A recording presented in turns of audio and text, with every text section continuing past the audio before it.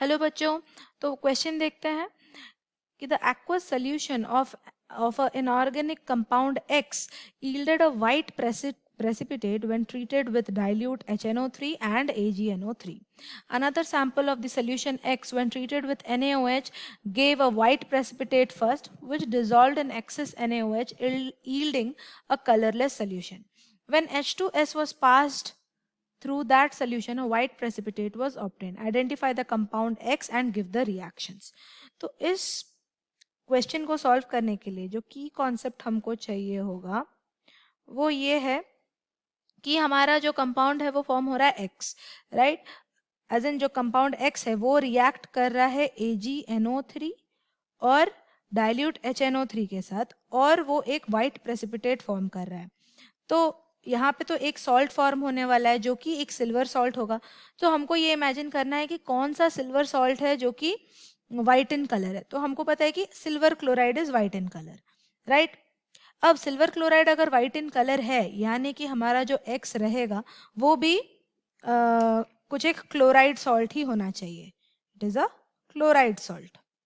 अब यहाँ पे एक और हिंट हम ले सकते हैं कि when H2S gas is passed through the solution, a white precipitate is obtained. तो अभी क्या हो रहा है कि हमको जो भी X मिला है उसके साथ अगर NaOH का रिएक्शन करते हैं हमको एक सोल्यूशन मिलता है. उस सोल्यूशन को अगर हम H2S गैस के साथ पास करेंगे तो हमको एक वाइट प्रेसिपिटेट मिलेगा. तो जो भी चीज़ें क्वेश्चन में दी गई हैं उसको एक एक करके अगर हम लिखते जाएंगे तो हमको पता चल जाएगा कि हमारा जो कंपाउंड एक्स है वो क्या है ना?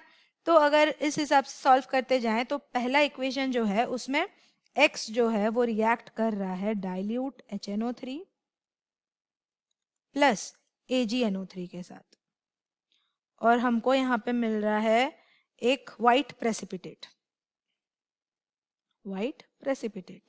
फिर सेकेंड इक्वेशन देखेंगे तो X प्लस NaOH का जो रिएक्शन है उसमें हमको क्या मिल रहा है कि एक वाइट प्रेसिपिटेट मिल रहा है, लेकिन एक्सेस ऑफ NaOH के साथ वो एक कलरलेस सोल्यूशन बना रहा है ना? अब ये जो भी है इसके साथ जब हम H2S का रिएक्शन करेंगे तो हमको एक वाइट प्रेसिपिटेट मिलेगा.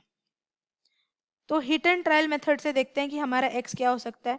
कि सपोज अगर ZnCl2 को लिया जाए एज दी X कंपाउंड, तो अब इनऑर्गेनिक कंपाउंड जो है ZnCl2 वो रिएक्ट करेगा इसके साथ और बनाएगा AgCl. AgCl बना दिया, इसके साथ वो बनाएगा ZnNO3 जिंक नाइट्रेट. अब जिंक नाइट्रेट का कोई काम नहीं है, हमको पता चल गया कि व्हाइट प्रेसिपिटेट AgCl है. अभी वापस से जिंक क्लोराइड लेंगे, जिंक ZnCl2 और NaOH के साथ रिएक्ट करेंगे तो हमको मिलेगा ZnOH zinc hydroxide plus sodium chloride. अब ये जो जिंक हाइड्रोक्साइड है इसका रिएक्शन अगर H2S के साथ होता है तो हमको मिलता है ZnS प्लस H2O, 2H2O. तो ये जो ZnS है यही है हमारा व्हाइट प्रेसिपिटेट. तो ये पूरे सोल्यूशन से हमको ये कंफर्म हो गया कि जो X है वो है zinc chloride ZnCl2. I hope you understand the solution. Thank you.